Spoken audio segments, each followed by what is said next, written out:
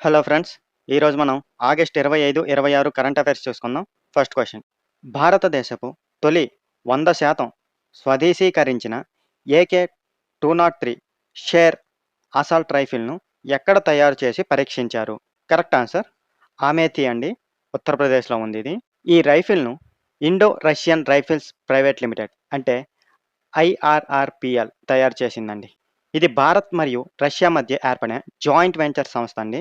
ఈ రైఫిల్ యొక్క ప్రభావవంతమైన లక్ష్య పరిధి సుమారు 400 మీటర్లండి. అలాగే ఇది నిమిషానికి 700 రౌండ్ల వరకు కాల్చగల సామర్థ్యం కలిగి ఉందండి. క్వెషన్ ఏంటండి? భారతదేశపు తొలి 100% స్వదేశీకరించిన పేరేంటి? AK-203 షేర్ అసాల్ట్ రైఫిల్‌ను ఎక్కడ తయారు చేసి పరీక్షించారు అంటే అమేథీ. ఎక్కడుందది?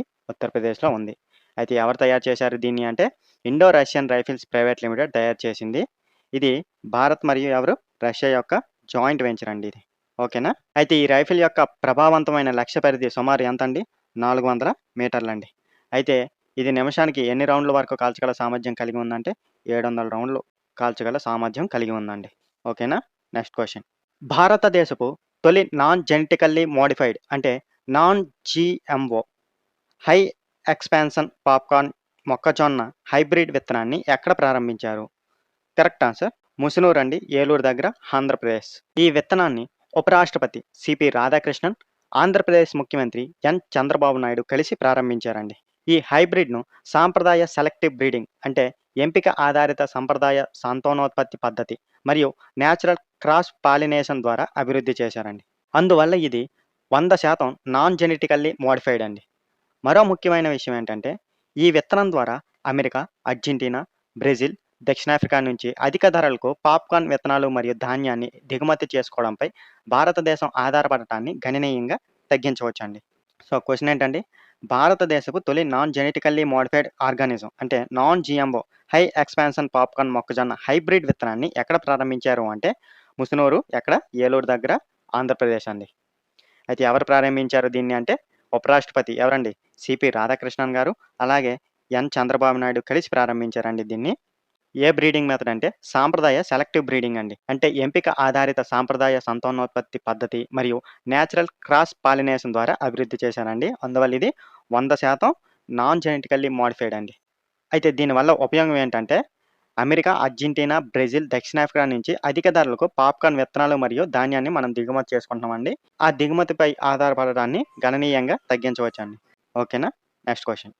ఆగస్ట్ 2026లో స్పేస్ వాక్ చేసిన తొలి ఫ్రెంచ్ మహిళ ఎవరు? కరెక్ట్ ఆన్సర్ సోఫీ అడెనోట్ అండి. సోఫీ అడెనోట్ ఇంటర్నేషనల్ స్పేస్ స్టేషన్ అంటే ఐఎస్ఎస్ వెలుపల 6 గంటల 23 నిమిషాల పాటు గడిపారండి. ఆమె ఈ స్పేస్ వాక్‌ను నాసా ఆస్ట్రోనాట్ అనిల్ మేనన్‌తో కలిసి నిర్వహించారండి. ఇక సోఫీ అడెనోట్ మరో రికార్డును కూడా సాధించారండి. ఆమె చరిత్రలో ఎక్స్ ట్రావెక్యులర్ యాక్టివిటీ అంటే ఈవీఏ నిర్వహించిన రెండో యూరోపియన్ మహిళగా నిలిచారండి. మొదటి స్థానంలో ఇటలీకి చెందిన సమంతా క్రిస్టోఫరెట్టి ఉన్నారండి. ఈ స్పేస్ వాక్ ఆమె ప్రస్తుతం కొనసాగిస్తున్న దీర్ఘకాలిక ఎప్సిలాన్ మిషన్‌లో భాగంగా జరిగిందండి. క్వెషన్ ఏంటండి? ఆగస్ట్ 2026లో స్పేస్ వాక్ చేసిన తొలి ఫ్రెంచ్ మహిళ ఎవరు అంటే సోఫీ అడెనోట్ అండి. ఎక్కడ చేశారండి ఇదంటే ఐఎస్ఎస్ వెలుపల ఎంత సమయం పాటు గడిపారంటే 6 గంటల 23 నిమిషాల పాటు గడిపారండి. అయితే ఆమె ఈ స్పేస్ వాక్ ఎవరితో కలిసి నిర్వహించారంటే నాసా ఆస్ట్రోనట్ అనిల్ మేనన్‌తో కలిసి నిర్వహించారండి. అయితే ఈ స్పేస్ వాక్ ఆమె ప్రస్తుతం కొనసాగిస్తున్న దీర్ఘకాలిక ఎప్సిలాన్ మిషన్‌లో భాగంగా జరిగిందండి. ఓకేనా? Next question. జైపూర్‌లో జరిగిన గ్రాండ్ ఫినాలేలో మిస్ యూనివర్స్ ఇండియా 2026 టైటిల్‌ను ఎవరు గెలుచుకున్నారు? కరెక్ట్ ఆన్సర్ కజియా లీజ్ మేజో అండి. కజియా లీజ్ మేజో కేరళకు చెందిన 19 ఏళ్ల లా విద్యార్థిని అండి. ఆమె మిస్ యూనివర్స్ ఇండియా 2026 టైటిల్‌ను గెలుచుకున్నారండి. దీంతో ఆమె నవంబర్ 2026లో ప్యూర్టో రికోలో జరగనున్న 75వ మిస్ యూనివర్స్ పోటీలో భారతదేశానికి ప్రాతినిధ్యం వహించనున్నారండి. ఆమెకు కిరీటాన్ని మిస్ యూనివర్స్ ఇండియా 2025 విజేత మానికా విశ్వశర్మ అందించారండి. కీ పాయింట్స్ ఏంటంటే ఎక్కడ జరిగిందండి? జైపూర్‌లో జరిగిన గ్రాండ్ ఫినాలేలో ఏది టైటిల్? మిస్ యూనివర్స్ ఇండియా 2026 టైటిల్‌ను ఎవరు గెలుచుకున్నారు అంటే కజియా లీజ్ మేజో అండి. ఆమె ఎక్కడికి చెందినవారంటే కేరళకు చెందిన 19 ఏళ్ల లా విద్యార్థిని అండి. మిస్ యూనివర్స్ పోటీలు ఎక్కడ జరగనున్నాయండి నెక్స్ట్ అంటే నవంబర్ 2026లో ప్యూర్టో రికోలో జరగనున్న ఎనిమిది అంటే 75వదండి. దానికి ఈమె ప్రాతినిధ్యం వహించనున్నారండి. అయితే ఇప్పుడు ఆమెకి కిరీటాన్ని మిస్ యూనివర్స్ ఇండియా 2025 విజేత ఎవరండి? మానికా విశ్వశర్మ అందించారండి. ఓకేనా? Next question. 2026 డ్యూరాండ్ కప్‌ను 17వ సారి గెలుచుకున్న ఫుట్బాల్ క్లబ్ ఏది? ఈస్ట్ బెంగాల్ ఫుట్బాల్ క్లబ్ అండి. ఫైనల్‌లో ఈస్ట్ బెంగాల్ మోహన్ బగానా సూపర్ జెయింట్‌ను 4-1 తేడాతో ఓడించిందండి. ఈ విజయంతో ఈస్ట్ బెంగాల్ 22 సంవత్సరాల తర్వాత మళ్ళీ డ్యూరాండ్ కప్ టైటిల్‌ను గెలుచుకుందండి. వారి చివరి విజయం 2004లో వచ్చిందండి. ఇక 2026 డ్యూరాండ్ కప్ ఈ టోర్నమెంట్ యొక్క 135వ ఎడిషన్ అండి. ఫైనల్ మ్యాచ్ కోల్కతాలోని వివేకానంద యువ భారతి క్రీడాంగణ్ అంటే సాల్ట్ లేక్ స్టేడియంలో జరిగిందండి. కీ పాయింట్స్ ఏంటంటే 2026 డ్యూరాండ్ కప్‌ను ఎన్నోసారి గెలుచుకున్నారు? 17వ సారి గెలుచుకున్న ఫుట్బాల్ క్లబ్ ఏది అంటే ఈస్ట్ బెంగాల్ ఫుట్బాల్ క్లబ్ అండి. అయితే ఫైనల్ ఎవరితో జరిగిందండి? మోహన్ బగానా సూపర్ జెయింట్‌తో జరిగిందండి. అక్కడ 4-1 తేడాతో వాళ్ళని ఓడించారండి. అయితే ఈ విజయంతో ఈస్ట్ బెంగాల్ ఎన్ని సంవత్సరాల తర్వాత మళ్ళీ డ్యూరాండ్ కప్ టైటిల్‌ని గెలుచుకుంది అంటే 22 సంవత్సరాల తర్వాత గెలుచుకుందండి. లాస్ట్ టైమ్ ఎప్పుడు గెలుచుకుందంటే 2004లో గెలుచుకుందండి. అయితే ఈ టోర్నమెంట్ యొక్క ఎన్నవ ఎడిషన్ అండి ఇది ఇప్పుడు జరిగింది అంటే 135వ ఎడిషన్ అండి. అయితే ఈ ఫైనల్ మ్యాచ్ ఎక్కడ జరిగిందంటే కోల్కతాలోని వివేకానంద యువ భారతి క్రీడాంగణ్ అంటే సాల్ట్ లేక్ స్టేడియంలో ఇది జరిగిందండి. ఓకేనా? Next question. బ్రిక్స్ క్రీడా మంత్రుల సమావేశం 2026 ఎక్కడ జరిగింది? కరెక్ట్ ఆన్సర్ విశాఖపట్నంలో అండి, ఆంధ్రప్రదేశ్. ఈ సమావేశానికి డాక్టర్ మున్సుఖ్ మాండవీయ అధ్యక్షత వహించారండి. భారత్ ఈ సమావేశంలో bricks youth and sports innovation network ఏర్పాటు చేయాలని ప్రతిపాదించిందండి. దీని ప్రధాన ఉద్దేశం క్రీడా ప్రతిభను పరస్పరం మార్పిడి చేసుకోవడం అండి. ఇక ఆంధ్రప్రదేశ్ ముఖ్యమంత్రి ఎన్ చంద్రబాబు నాయుడు రాష్ట్ర ఎపెక్స్ 2036 విజన్ను ఈ సమావేశంలో వివరించారండి. 2036 ఒలింపిక్స్‌కు క్రీడాకారులను సిద్ధం చేయడమే ఈ విజన్‌లో ముఖ్యమైన అంశం అండి. అలాగే నెల్లూరులో స్పోర్ట్స్ మ్యానుఫ్యాక్చరింగ్ హబ్, విశాఖపట్నంలో వాటర్ స్పోర్ట్స్, అరకు వ్యాలీలో స్పోర్ట్స్ టూరిజం అభివృద్ధి ప్రణాళికను రాష్ట్రం ప్రతిపాదించిందండి. ఓకేనా?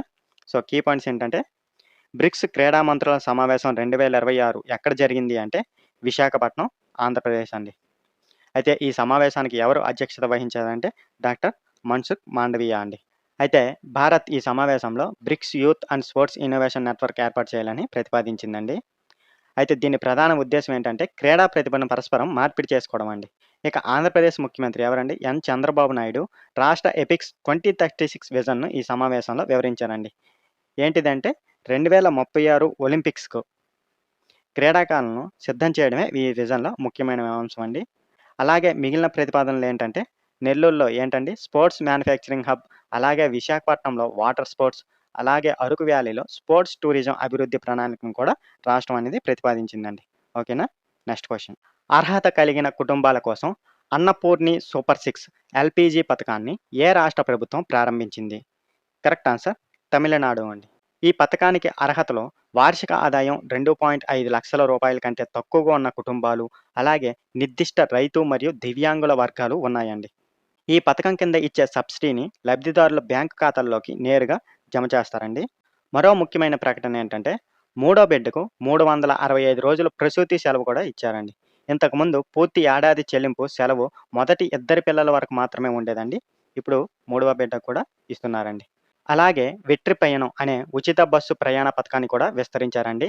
అక్టోబర్ 2 అంటే గాంధీ జయంతి నుంచి మహిళలు ఎక్స్‌ప్రెస్, ఎల్ఎస్ఎస్, డీలక్స్ మరియు మోఫ్సిల్ అంటే అంతర్జిల్లా బస్సుల్లో కూడా ఉచితంగా ప్రయాణించవచ్చండి. కీ పాయింట్స్ చూసుకుంటే అర్హత కలిగిన కుటుంబాల కోసం పేరేంటండి? పేరు కూడా గుర్తుంచుకోవాలి. అన్నపూర్ణి సూపర్ సిక్స్ ఎల్‌పీజీ పథకాన్ని ఏ రాష్ట్ర ప్రభుత్వం ప్రకటించింది అంటే తమిళనాడు అండి. అర్హతలు ఏమి ఇచ్చిందంటే వార్షిక ఆదాయం ఎంత అండి? 2.5 లక్షల లోపు ఉండాలండి. అలాగే నిర్దిష్ట రైతు మరియు దివ్యాంగుల వర్గాలు ఉన్నాయండి వీటి కింద. అయితే ఈ పథకం కింద ఇచ్చే సబ్సిడీ లబ్ధిదారుల బ్యాంక్ ఖాతాల్లోకి నేరుగా జమ చేస్తారండి. అయితే మిగిలిన ప్రకటనలు కూడా ఒకసారి చూసుకుంటే ఇప్పుడు మూడో బిడ్డ కూడా 365 రోజుల ప్రసూతి సెలవు అనేది మంజూరు చేస్తున్నారండి. ఇంతకుముందు ఇది పూర్తి ఏడాది చెల్లింపు సెలవు మొదటి ఇద్దరు పిల్లలకు మాత్రమే ఉండేదండి. అలాగే ఇంకొకటి ఏంటంటే వెట్రి పయనం అండి. అది ఉచిత బస్సు ప్రయాణ పథకాన్ని కూడా విస్తరించారండి. అక్టోబర్ 2 అంటే గాంధీ జయంతిన మహిళలు ఎక్స్‌ప్రెస్, ఎల్ఎస్ఎస్, డీలక్స్ మరియు మోఫ్సిల్ అంటే అంతర్జిల్లా బస్సుల్లో కూడా ఉచితంగా ప్రయాణించవచ్చండి. ఓకేనా? Next question. కేరళలోని అలప్పొజ్జ పున్నమడ సరస్సులో జరిగిన 72వ Nehru trophy boat race 2026ను a boat club గెలుచుకుంది? Correct answer aroma boat club అండి. నెహ్రూ ట్రోఫీ బోట్ రేస్‌ను తొలిసారిగా 1952లో ప్రారంభించారండి. ఈ రేస్ విజేతకు జవహర్లాల్ నెహ్రూ సంతకం చేసిన వెండి పాము పడవ ప్రతిరూపం అందిస్తారండి. ఈసారి మరో ముఖ్యమైన తేదీ ఓణం పండుగలో అత్యంత ముఖ్యమైన రోజు తిరోవోణం అండి. 2026లో తిరోవోణం ఆగస్టు 26 బుధవారం జరుపుకుంటారండి. సో కీ పాయింట్స్ ఏంటంటే ఎక్కడండి ఇవి జరుగుతున్నాయి? కేరళలో జరుగుతాయండి. అయితే ఎక్కడ జరిగింది? సరస్సు పేరు కూడా గుర్తుంచుకోవాలి. అలప్పుజ పున్నమడ సరస్సులో 8 అంటే 72వ Nehru trophy boat race 2026ను a boat club గెలుచుకుంది అంటే ఆరోమా బోట్ క్లబ్ అండి. అయితే ఈ నెహ్రూ ట్రోఫీ బోట్ రేస్‌ను ఎప్పుడు ప్రారంభించారండి? 1952లో ప్రారంభించారండి. అయితే విజేతలకు జవహర్లాల్ నెహ్రూ సంతకం చేసిన వెండి పాము పడవ ప్రతిరూపం అందిస్తారండి. ఓకేనా? Next question. IWG 2026 global work from home anywhere ఇండెక్స్‌లో 50వ స్థానాన్ని పొందిన జాబితాలో చోటు దక్కిన ఏకైక భారతీయ నగరం ఏది? కరెక్ట్ ఆన్సర్ ముంబై అండి. ఈ సూచికను ప్రతి సంవత్సరం ఇంటర్నేషనల్ వర్క్ ప్లేస్ గ్రూప్ అంటే ఐడబ్ల్యూజీ ప్రచురిస్తుందండి. ఈ ఇండెక్స్లో మొదటి స్థానంలో బ్యాంకాక్ ఉందండి. 106.5 పాయింట్లతో నిలిచిందండి. అలాగే రెండవ స్థానంలో టోక్యో ఉందండి. 96.5 పాయింట్లు సాధించిందండి. అయితే ఈ ఇండెక్స్ ప్రధానంగా వర్కేషన్స్ అంటే ప్రయాణంతో పాటు రిమోట్ వర్క్ చేయడానికి అనుకూలత ఆధారంగా వివిధ ప్రాంతాలకు మూల్యాంకనం చేసి ర్యాంక్ చేస్తుందండి. క్వశ్చన్ ఏంటంటే ఐడబ్ల్యూజీ అంటే international work place group 2026 global work from anywhere ఇండెక్స్లో 8వ స్థానం 50వ స్థానాన్ని పొందిన జాబితాలో చోటు దక్కిన ఏకైక భారతీయ నగరం ఏది అంటే ముంబై అండి. అయితే ఇండెక్స్లో మొదటి స్థానం ఏది సాధించిందంటే బ్యాంకాక్ అండి. 106.5 పాయింట్లు సాధించింది. రెండవ స్థానం టోక్యో అండి. 96.5 పాయింట్లు సాధించిందండి. అయితే ఈ ఇండెక్స్ ప్రధానంగా వర్కేషన్స్ అంటే ప్రయాణంతో పాటు రిమోట్ వర్క్ చేయడానికి అనుకూలత ఆధారంగా వివిధ ప్రాంతాలను మూల్యాంకనం చేసే ర్యాంక్ ఇస్తుందండి. ఓకేనా? Next question. సుమారు 3.5 బిలియన్ సంవత్సరాల నాటి భూమిపై అత్యంత ప్రాచీన జీవం ఆనవాళ్లు రాళ్ల యురేనియం డేటింగ్ ద్వారా ఏ దేశంలోని సింగ్ భూమ్ ప్రాంతంలో కనుగొనబడ్డాయి? కరెక్ట్ ఆన్సర్ ఇండియా అండి. సింగ్ భూమ్ ప్రాంతం జార్ఖండ్లో ఉందండి. ఈ పరిశోధన ద్వారా భూమి ఏర్పడిన కేవలం 1.1 బిలియన్ సంవత్సరాల తర్వాతే జీవం ఉనికిలో ఉందని తెలుస్తుందండి. ఇక్కడ గుర్తించిన రాళ్ల రకం కార్బన్ అధికంగా ఉన్న ఇది ఒక రకమైన అవక్షేప శిల అండి. ఇక గుర్తించిన జీవ ఆనవాళ్లు ఫాసిలైజ్డ్ మైక్రోబియల్ మ్యాట్స్ అండి. అంటే ప్రాథమిక ఏకకణ బ్యాక్టీరియా లేదా ఆర్కియా వంటి సూక్ష్మజీవుల సమూహాల శిలాజ ఆనవాళ్ళండి. సో క్వశ్చన్ ఏంటంటే ఎంతండి? సుమారు 3.5 బిలియన్ సంవత్సరాల నాటి భూమిపై అత్యంత ప్రాచీన జీవం ఆనవాళ్లు రాళ్లు యురేనియం డేటింగ్ ద్వారా ఏ దేశంలోని ప్రాంతం ఏది సింగ్ భూమ్లో కనుగొనబడ్డాయి అంటే భారత్ అండి. ఎక్కడుంది ఈ సింగ్ భూమ్ అంటే జార్ఖండ్లో ఉందండి. అయితే ఈ పరిశోధన ద్వారా భూమి ఏర్పడిన ఎన్ని సంవత్సరాలు అండి? కేవలం 1.1 బిలియన్ సంవత్సరాల తర్వాతే జీవం ఉనికిలో ఉందని తెలుస్తుందండి. ఓకేనా? ఇక్కడ గుర్తించిన రాళ్ళ రకం ఏవండి? కార్బన్ అధికంగా ఉన్న ఇది ఒక రకమైన అవక్షేప శిల అండి. అలాగే గుర్తించిన జీవ ఆనవాళ్ళు ఏంటంటే ఫాసిలైజ్డ్ మైక్రోబియల్ మ్యాట్స్ అండి. అంటే ప్రాథమిక ఏకకణ బ్యాక్టీరియా లేదా ఆర్కియా వంటి సూక్ష్మజీవుల సమూహాల శిలాజ ఆనవాళ్ళండి. ఓకేనా? Next question. IVF in vitro fertilisation అండి ఫుల్ ఫామ్. దాని ద్వారా ప్రపంచంలోనే తొలి దూడకు జన్మనిచ్చిన అసోంకి చెందిన పశు జాతి ఏది? కరెక్ట్ ఆన్సర్ లక్ష్మి అండి. ఈ చారిత్రక విజయం గువాహటిలోని Khanapara college of veterinary science, Assam veterinary and fishery యూనివర్సిటీలో జరిగిందండి. లక్ష్మీ జాతి పశువులు అధిక వేడి తట్టుకునే సామర్థ్యం, వ్యాధి నిరోధక శక్తి మరియు తక్కువ నాణ్యత కలిగిన మేతపైన జీవించే సామర్థ్యం కలిగి ఉంటాయండి. ఈ చారిత్రక ఐవీఎఫ్ దూడ ఆడదూడ అండి.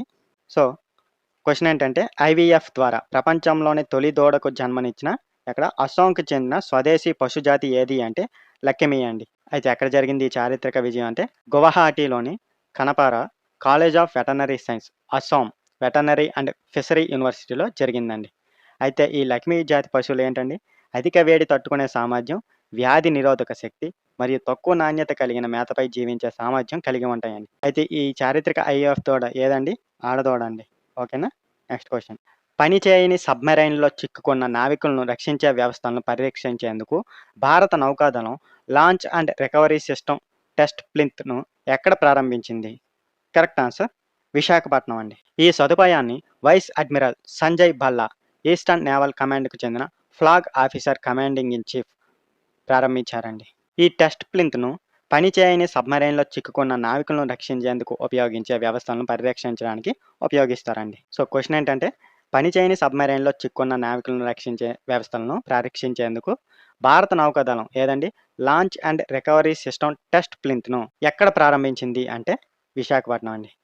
అయితే ఎవరు ప్రారంభించారు ఈ సదుపాయాన్ని అంటే vice admiral Sanjay Bhalla eastern naval కమాండ్కి చెందిన flag officer commanding in chief ప్రారంభించారండి.